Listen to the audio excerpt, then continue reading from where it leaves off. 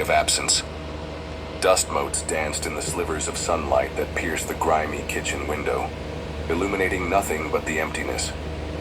Outside, the forest pressed in, a silent ancient observer, its bare branches clawing at the winter sky.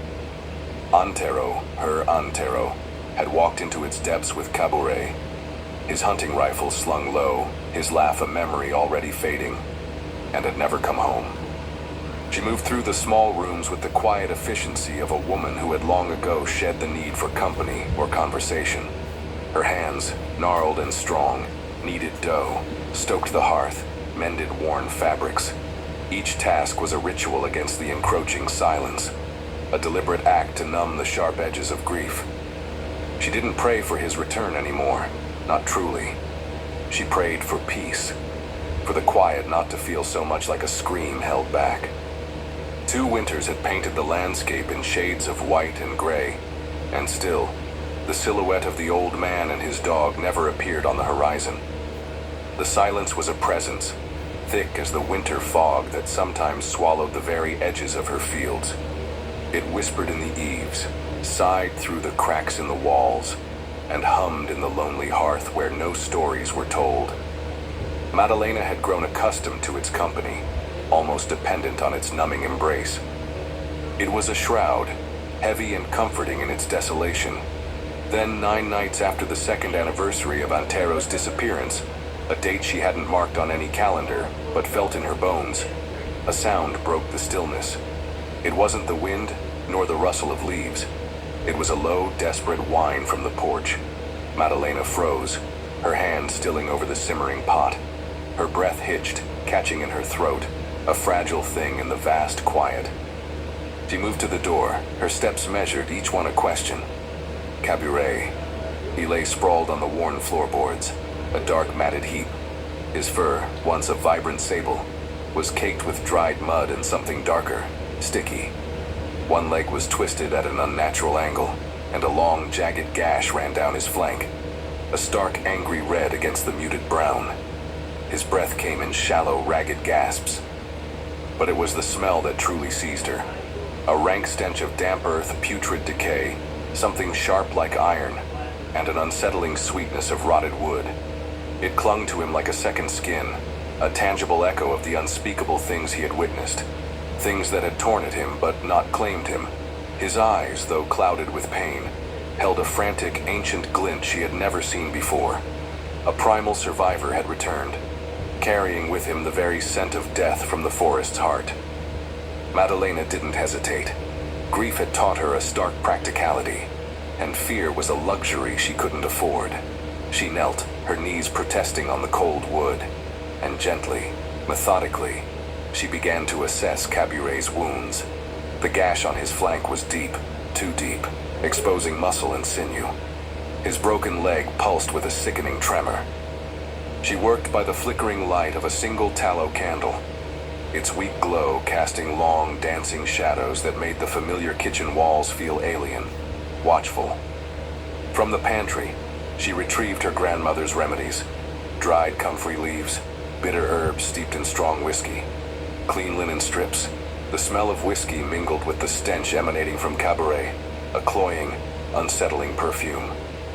Each touch brought a low moan from the dog, a sound of profound pain and a strange, almost guttural resignation. He didn't fight her, didn't snap. His eyes, though full of agony, watched her with an unnerving stillness, as if he understood the grim ritual, the desperate fight against the inevitable. As she cleaned the wound, she noticed something else. Embedded in his matted fur, near the deepest part of the laceration, were tiny, dark fragments. Splinters. No, they were too dark, too irregular. They looked like chips of something ancient, almost petrified wood, but with a peculiar, almost metallic sheen in the candlelight. She plucked one out with tweezers. It was hard, unyielding, with an unnatural sharpness. She dropped it into an old tin, a tiny, unsettling trophy of his ordeal. Whispered prayers mingled with the clink of glass bottles and the rustle of herbs. Not the formal prayers of the church, but the old country blessings, words woven with centuries of fear and hope, whispered to ward off malevolence and call forth healing. Bless this flesh, mend this bone, drive out what is not of the good earth. Her hands, steady and sure, worked the poultices, bound the leg. Cabaret lay still, his breathing slowly evening out, his eyes never leaving her face. He was different. The playful spark, the eager tail wag, the familiar canine curiosity, all gone. In their place was a profound quietude, a watchful intensity that hinted at unspeakable experiences. He seemed to carry the weight of the forest's secrets within him now. Days bled into nights as she nursed him. He ate sparingly, drank only when she held the bowl to his muzzle, and moved with a new, hesitant caution. The wound slowly closed, the leg began to mend, but the deep silence in him remained. He no longer barked at squirrels or chased shadows. He just watched, his gaze often drifting towards the dark rectangle of the kitchen window, towards the impenetrable forest beyond. And then, the moon began to swell, growing fuller with each passing night. Its light, at first soft and silvery, bled into an unsettling, almost aggressive brilliance. Tonight it would be full. Madalena felt it in her bones, a prickling sensation on her skin. The air grew heavy, thick with unseen pressure. The very silence seemed to thrum, anticipating something. Cabaret, who had been resting by the hearth, suddenly rose, his head cocked, his gaze fixed on the back door. A low, almost imperceptible growl rumbled deep in his chest. The smell of decay was back, subtle but unmistakable, carried on a breeze that wasn't there. The moon, a vast, pale eye, watched from above, casting long, stark shadows that writhed and pulsed, making the familiar farmhouse feel like a stage set for something terrible. The air grew cold, not with winter's bite, but with a chilling, unnatural dread. The growl was a low, desperate thing, vibrating through the floorboards. Cabaret, despite his mending leg, was on his feet, his hackles raised, a taut wire of primal warning. Madalena barely registered the sound. Her eyes were fixed on the back door, where the moonlight, now blindingly bright, seemed to coalesce into a deeper shadow. Scraping sound, impossibly loud in the dead quiet, followed by a faint, wet tearing. The old latch, sturdy as oak, groaned, then splintered with a sharp crack that echoed like a gunshot. The cold hit first, a sudden biting blast that stole her breath. Then, a presence. It wasn't a man, not truly. It was tall, impossibly so, hunched in the doorway, its head almost scraping the lintel. Its form was ragged, cloaked in something dark and tattered that might have once been fabric, or perhaps hide.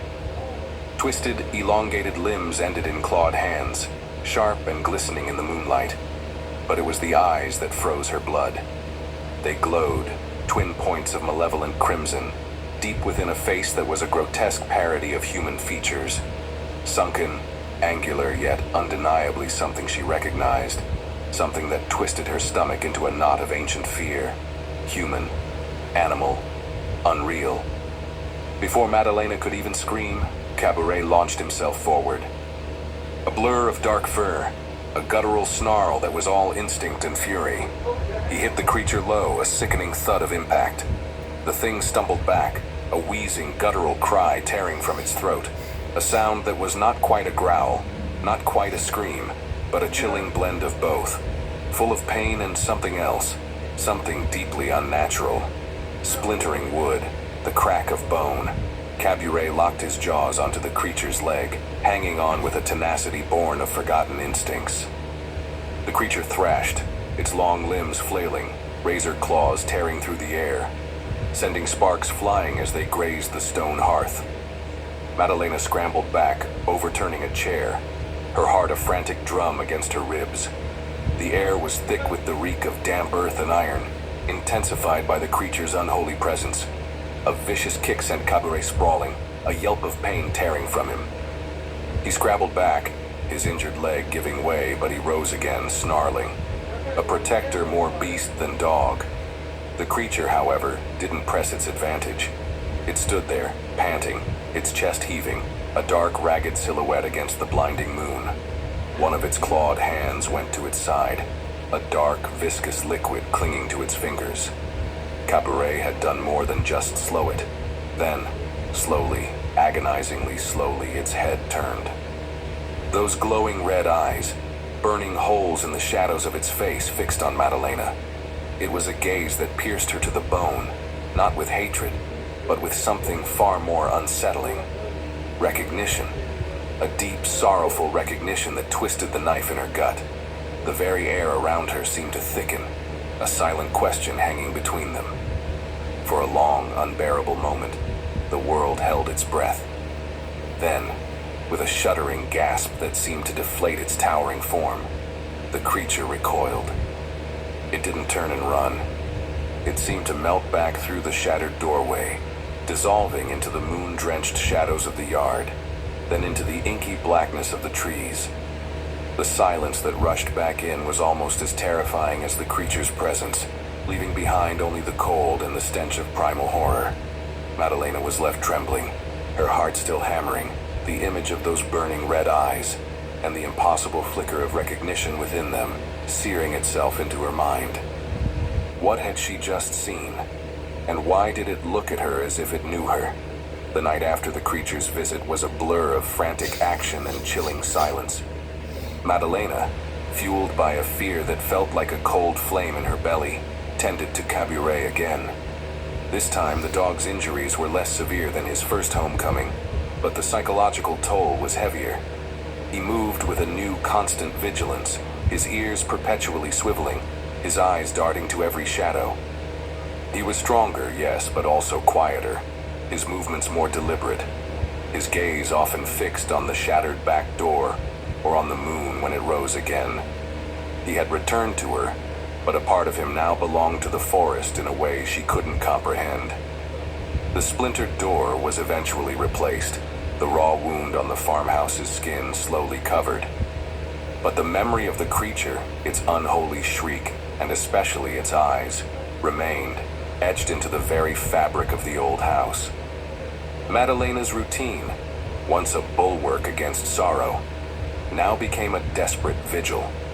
She no longer went into the woods for firewood, relying on a dwindling stack by the shed. She kept the windows latched tight, the curtains drawn even in daylight, a futile attempt to keep the outside, the thing from the outside, from peering in. Days bled into weeks, weeks into months. Spring thawed into summer, summer turned to the gold and rust of autumn. The forest, once a distant green wall, now seemed to press closer, its presence almost palpable. The wind through the pines no longer sounded like a gentle sigh. It whispered, rustled, sometimes hissed, as if sharing secrets only the ancient trees knew.